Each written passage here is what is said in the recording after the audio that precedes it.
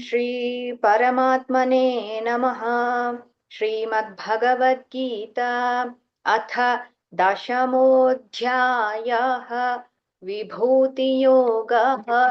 श्रीभगवानुवाच भूय एव महाबाहो शृणु मे परमं वचः यत्तेऽहं प्रीयमाणाय वक्ष्यामि हितकाम्यया न मे विदुः सुरगणाः प्रभवन्न महर्षयः अहमादिर्हि देवानां महर्षीणां च सर्वशः यो मामजमनादिं च वेत्ति लोकमहेश्वरम्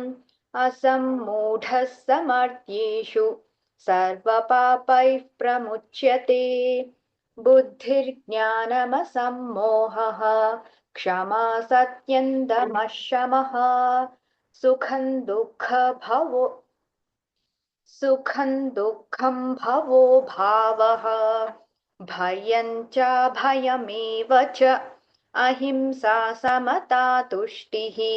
तपोदानं यशो यशः भवन्ति भावा भूतानां मत्त एव पृथग्विधाः महर्षयः सप्त पूर्वे चत्वारो मनवस्तथा मद्भावा मानसा जाताः एषा लोक इमाः प्रजाः एता विभूति योगं च मम यो वेति तत्त्वतः सोऽविकम्पेन योगेन युज्यते नात्र संशयः अहं सर्वस्य प्रभवः मत्तः सर्वं प्रवर्तते इति मत्वा भजन्ते माम् बुधा भावसमन्विताः मच्चित्ता मद्गतप्राणाः बोधयन्तः परस्परं कथयन्तश्च मां नित्यं तुष्यन्ति च रमन्ति च तेषां सततयुक्तानां भजतां प्रीतिपूर्वकं ददामि बुद्धयोगन्तं येन मामुपयान्ति ते तेषामेवानुकम्पार्थम् अहमज्ञानजन्तमः नाशयाम्यात्मभावस्थः ज्ञानदीपेन भास्वता। अर्जुन उवाच परं ब्रह्म परं धाम पवित्रं परमं भवान् पुरुषं शाश्वतं दिव्यम् आदिदेवमजविभुम् आहुस्त्वामृषयः सर्वे देवर्षिर्नारदस्तथा असितो देवलो व्यासः स्वयं चैव ब्रवीषि मे सर्वमेतद्धृतं मन्ये यन्मा वदसि केशव न हि ते भगवन् व्यक्तिं विदुर्देवानदानवाः स्वयमेवात्मनात्मानं वेत्थत्वं पुरुषोत्तम भूतभावन भूतेश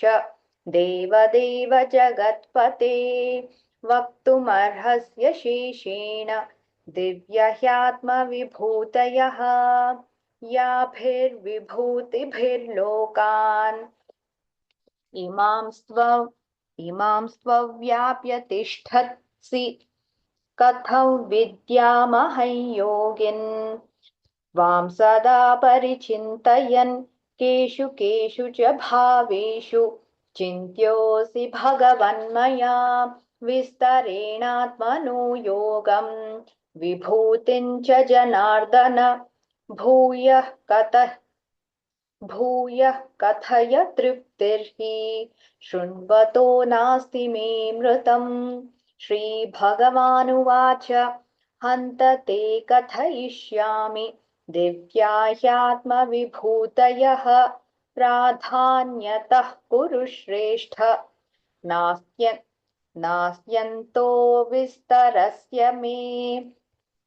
नास्त्यन्तो विस्तरस्य मे अहमात्मा गुडाकेश सर्वभूताशयस्थितः अहमादिश्च मध्यं च भूतानामन्त एव च आदित्यानामहं विष्णुः ज्योतिषां रविरंशुमान् मरीचिर्मरुतामस्मि नक्षत्राणामहं शशी वेदानां सामं वेदोऽस्मि वेदानां सामवेदोऽस्मि देवानामस्मि वासवः इन्द्रियाणां मनश्चास्मि भूतानामस्मि चेतना रुद्राणां शङ्करश्चास्मि वित्तेषो यक्षरक्षसाम् वसूनां पावकश्चास्मि मेरुशिखरिणामहं पुरुषो पुरोधस्तान् पुरोधस्तान् च मुख्यं मां विद्धि पार्थ पुरोधस्तान् च मुख्यं मां विद्धि पार्थ बृहस्पतिं सेनानीनामहं स्कन्दः सरसामस्मि सागरः महर्षीणां भृगुरहं गिरामस्म्येकमक्षरं यज्ञानं स्थावराणां हिमालयः अश्वत्थः सर्ववृक्षाणां देवर्षीणां च नारदः गन्धर्वाणां चित्ररथः सिद्धानां कपिलो मुनिः उच्चैश्रवसमश्वानां विद्धि माममृतोद्भवम् ऐरावतं गजेन्द्राणां नराणां च नराधिपम् आयुधानामहं वज्रं धेनूनामस्मि कामधुक् प्रजनश्चास्मि कन्दर्पः सर्पाणामस्मि वासुकिः अनन्तश्चास्मि नागानां वरुणो यादसामहं पितॄणामर्यमा चास्मि यमः संयमतामहं प्रह्लादश्चास्मि दैत्यानां कालः कलयतामहं मृगाणां च मृगेन्द्रोऽहं वैनतेयश्च पक्षिणां पवनः पवतामस्मि रामशस्त्रभृतामहं झषाणां मकरश्चास्मि स्रोतसामस्मि जाह्नवी सर्गाणामादिरन्तश्च मध्यं चैवाहमर्जुन अध्यात्मविद्यानां वादः प्रवदतामहम् अक्षराणामकारोऽस्मि द्वन्द्वः सामासिकस्य च अहमेवाक्षयः कालः धाताहं विश्वतो मुखः मृत्युः सर्वहरश्चाहम् उद्भवश्च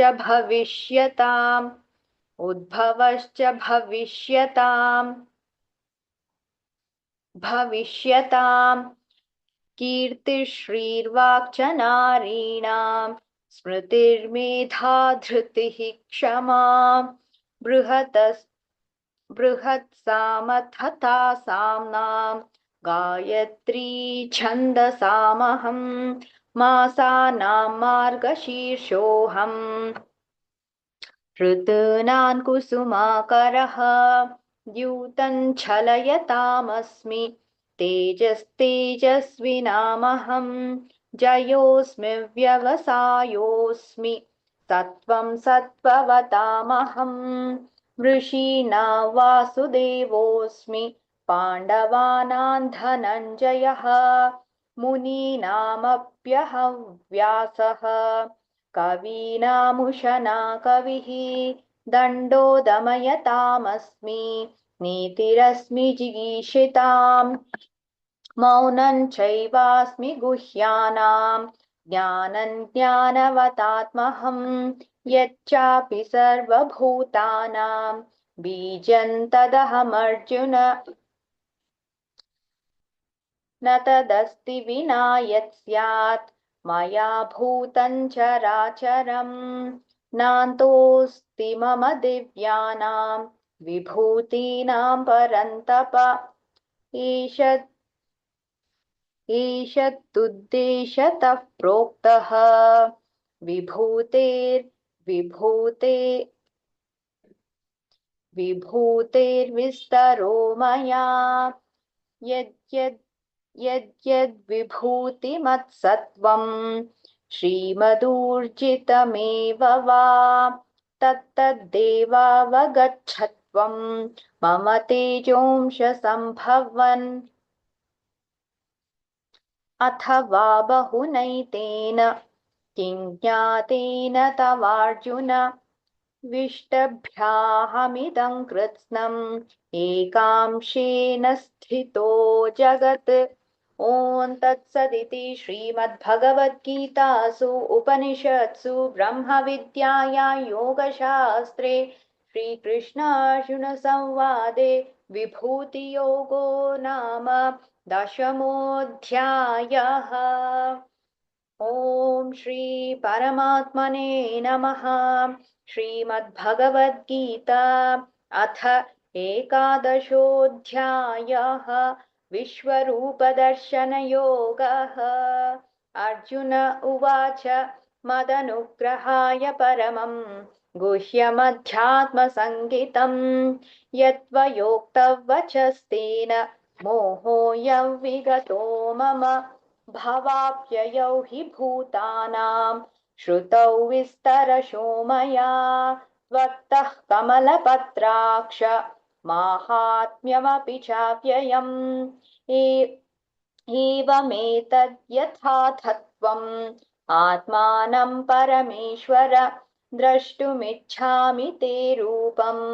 ऐश्वरं पुरुषोत्तम मन्यसे यदि तच्छक्यं मया द्रष्टुमिति प्रभो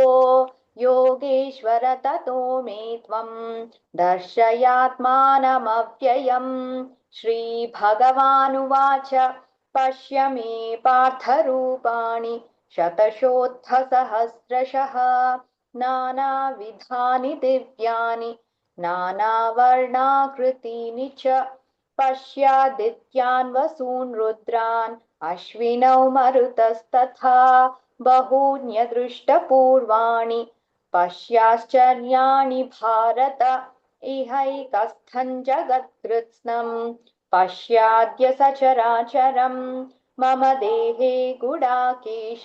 यच्चान्यद्द्रष्टुमिच्छसि न तु मां शक्यसे द्रष्टुम् अनेनैव स्वचक्षुषा दिव्यं ददामि ते चक्षुः पश्य मे योगमैश्वरम्। सञ्जय उवाच एवमुक्त्वा ततो राजन् महायोगेश्वरो हरिः दर्शयामास पार्थाय परमं रूपमैश्वरम् अनेकवक्त्रनयनम् अनेकाद्भुतदर्शनम् अनेकदिव्याभरणम् दिव्यानीकोद्यतायुधम् दिव्यमाल्याम्बरधरम् दिव्यगन्धानुलेपनम् सर्वाश्चर्यमयं देवम् अनन्तविश्वतोमुखम् दिवि सूर्यसहस्रस्य भवेद्युगपदुत्थिता यदि भासदृशी सा स्यात् भासस्तस्य महात्मनः तत्रैकस्थं जगत्कृत्स्नं प्रविभक्तमनेकधा अपश्यद्देवदेवस्य शरीरे पाण्डवस्तदा ततः स विस्मयाविष्टः हृष्टरो मा धनञ्जयः प्रणम्य शिरसा देवं कृताञ्जलिरभाषत। अर्जुन उवाच पश्यामि देवांस्तव देवदेहे सर्वांस्तथा भूतविशेषसङ्घान् ब्रह्माणमीशं कमलासनस्थम्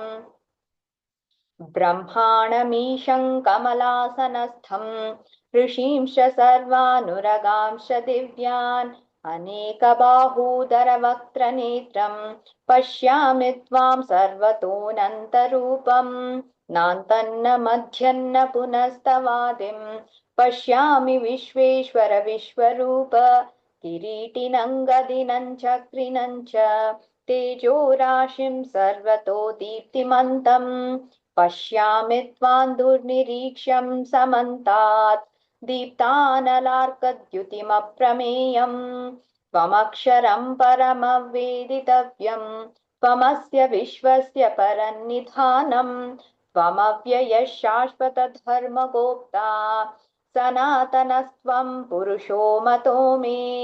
अनादिमध्यान्तमनन्तवीर्यम् अनन्तबाहुं शशिसूर्यनेत्रम्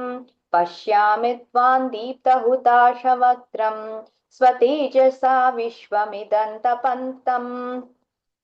ध्यावा पृथिव्योरिदमन्तरं हि व्याप्तं त्वयैकेन दिशश्च सर्वाः दृष्ट्वाद्भुतं रूपमुग्रन्तवेदं लोकत्रयं प्रव्यथितं महात्मन् अमीहि त्वां सुरसङ्घा विशन्ति केचिद्भीताः प्राञ्जलयो गृह्णन्ति स्वस्तीत्युक्त्वा महर्षिसिद्धसङ्घाः स्तुवन्ति त्वां स्तुतिभिः पुष्कलाभिः रुद्रादित्या वसवो ये च साध्याः विश्वेश्विनौ मरुतश्चोष्मपाश्च गन्धर्वयक्षासुरसिद्धसङ्घाः वीक्षन्ते त्वां विस्मिताश्चैव सर्वे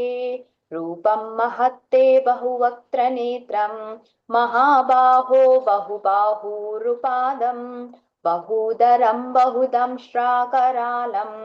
दृष्ट्वा लोकाः प्रव्यथितास्तथाहं नभस्पृशन् दीप्तमनेकवर्णं व्याताननं दीप्तविशालनेत्रं दृष्ट्वा हि त्वां प्रव्यथितान्तरात्मा धृतिर्न विन्दामि शमं च विष्णो दंष्ट्राकरालानि च ते मुखानि दृष्ट्वैव कालानलसन्निभानि दिशो न जाने न लभे च शर्म प्रसीद देवेश जगन्निवास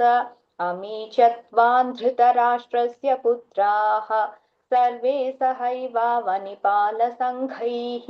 भीष्मो द्रोणः सूतपुत्रस्तथासौ सहास्मदीयैरपि योद्धमुख्यैः वक्त्राणि ते त्वरमाना विशन्ति दंष्ट्राकरालानि भयानिकानि केचिद्विलग्ना दशनान्तरेषु सन्दृश्यन्ते चूर्णितैरुत्तमाङ्गैः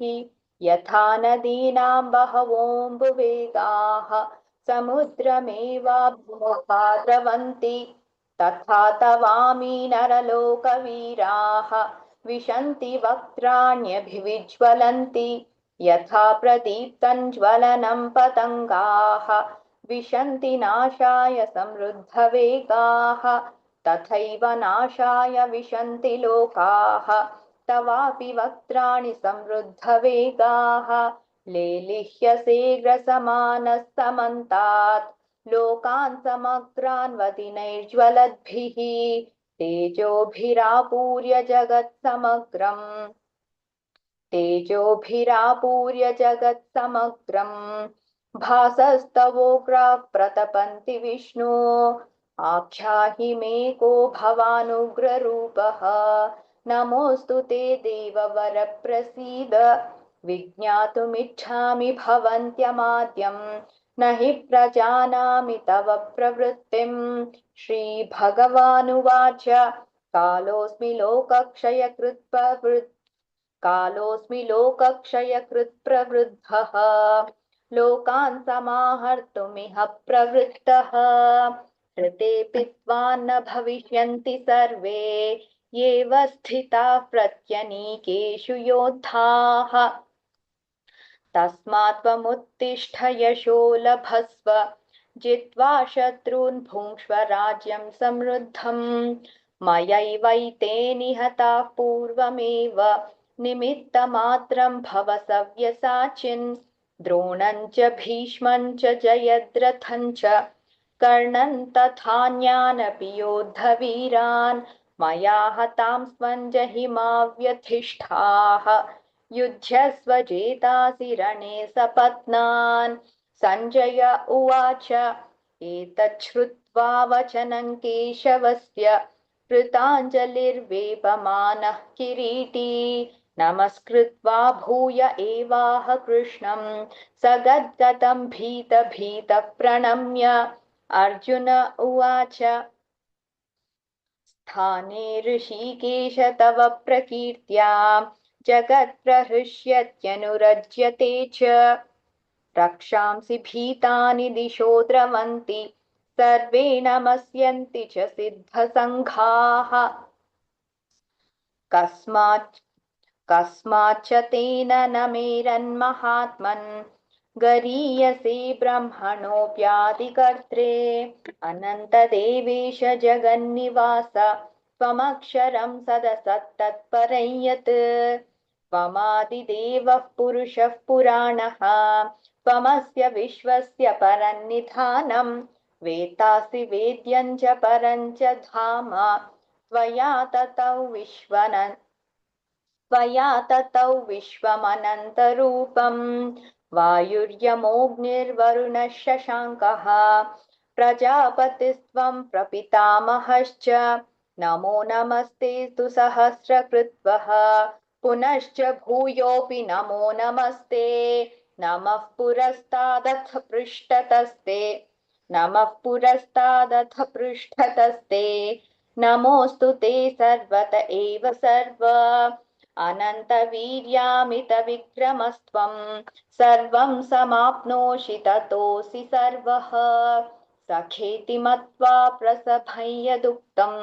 हे कृष्ण हे यादव हे सखेति अजानता महिमानन्तवेदं मया प्रमादात् प्रणयेन वापि यच्चावहासार्थमसत्कृतोऽसि विहारशय्यासनभोजनेषु एकोत्थव्याप्यच्युत तत्समक्षं तच्छामये त्वामहमप्रमेयम् पितासि लोकस्य चराचरस्य त्वमस्य पूज्यश्च गुरुर्गरीयान् न त्वत्समोऽस्त्यभ्यधिकः कुतोऽन्यः लोकत्रयेऽप्यप्रतिमप्रभाव तस्मात् प्रणम्य प्रणिधाय कायं प्रसादये त्वामहमीशमीड्यम् पितेव पुत्रस्य सखेव सख्युः प्रियः प्रियायार्हसि देव सोढुम् अदृष्टपूर्वं हृषितोऽस्मि दृष्ट्वा भयेन च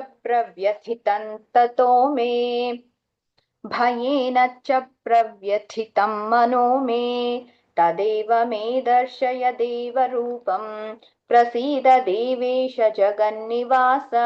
किरीटिनं गदिनं चक्रहस्तम् इच्छामि त्वां द्रष्टुमहं तथैव तेनैव रूपेण चतुर्भुजेन सहस्रबाहो भव विश्वमूर्ते श्रीभगवानुवाच मया प्रसन्नेन तवार्जुनेदं रूपं परं दर्शितमात्मयोगात् तेजोमयं विश्वमनन्तमाद्यं यन्मे त्वदन्येन न दृष्टपूर्वम् न वेदयज्ञाध्ययनैर्न दानैः न च क्रियाभिर्न तपोभिरुग्रैः एवं रूपः शक्य अहं नृलोके द्रष्टुं त्वदन्येन कुरु प्रवीर मा ते व्यथा मा च विमूढभावः दृष्ट्वा रूपं घोरमीदृङ् ममेदं व्यापेतभिः प्रीतमानाः पुनस्त्वम् तदेव मे रूपमिदं प्रपश्य सञ्जय उवाच इत्यार्जुनौ वासुदेवस्तथोक्त्वा स्वकं रूपं दर्शयामास भूयः आश्वासयामास च भीतमेनं भूत्वा पुनः सौम्य वपुर्महात्मा अर्जुन उवाच दृष्ट्वेदं मानुषं रूपं तव सौम्यं जनार्दन इदानीमस्मि संवृत्तिः सचेता प्रकृतिं गतः श्रीभगवानुवाच सुदुर्दर्शमिदं रूपं दृष्टवानसि यन्मम देवा अप्यस्य रूपस्य नित्यं दर्शनकाङ्क्षिणः नाहं वेदैर्न तपसा न दानेन न चेज्यया शक्य एवं विधो द्रष्टुं दृष्टवानसि मां यथा भक्त्या त्वनन्यया शक्यः अहमेव विधोऽर्जुन ज्ञातुं द्रष्टुं च तत्त्वेन प्रवेष्टुं च परन्तप मत्कर्म कृन्मत्परमः मद्भक्तः सङ्गवर्जितः निर्वैरः सर्वभूतेषु यः स मामेति पाण्डव। ॐ तत्सदिति श्रीमद्भगवद्गीतासु उपनिषत्सु ब्रह्मविद्यायां योगशास्त्रे श्रीकृष्णार्जुनसंवादे विश्वरूपदर्शनयोगो नाम एकादशोऽध्यायः। ॐ श्रीपरमात्मने नमः। श्रीमद्भगवद्गीता अथ द्वादशोऽध्यायः भक्तियोगः। अर्जुन उवाच एवं सततयुक्ता ये भक्तास्त्वां पर्युपासते ये चाप्यक्षरमव्यक्तं तेषां के योगवित्तमाः। श्रीभगवानुवाच मय्यावेश्य मनो ये मां नित्ययुक्ता उपासते श्रद्धया परयोपेताः ते मे युक्ततमा मताः ये त्वक्षरमनिर्देश्यम् अव्यक्तं पर्युपासते सर्वत्र गमचिन्त्यं च कूटस्थमचलं ध्रुवम् सन्नियम्येन्द्रियग्रामं सर्वत्र समबुद्धयः ते प्राप्नुवन्ति मामेव सर्वभूतहिते रताः क्लेशोऽधिकतरस्तेषाम् अव्यक्तासक्तचेतसाम् अव्यक्ता हि गतिर्दुःखं देहवद्भिरवाप्यते ये तु सर्वाणि कर्माणि मयि सन्न्यस्य मत्पराः अनन्येनैव योगेन मां ध्यायन्त उपासते तेषामहं समुद्धर्ता मृत्युसंसारसागरात् भवामि न चिरात् पार्थ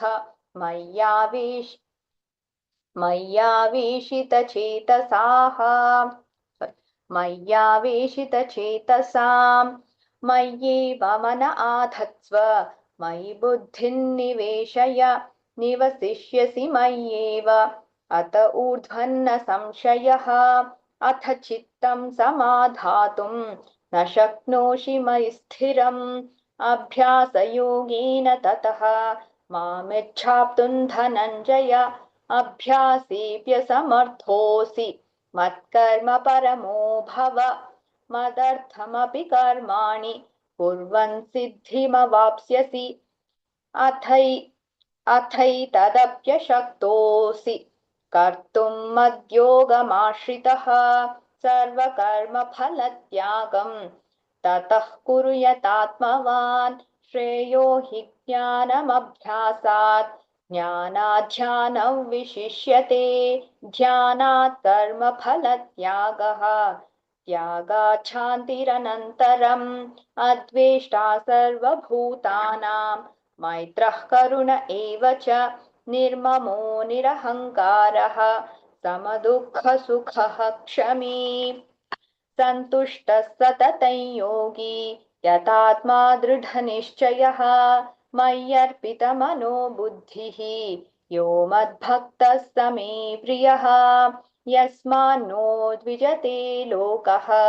लोकान्नो द्विजते च यः हर्षामर्षभयोद्वेगैः मुक्तो यः स च मे प्रियः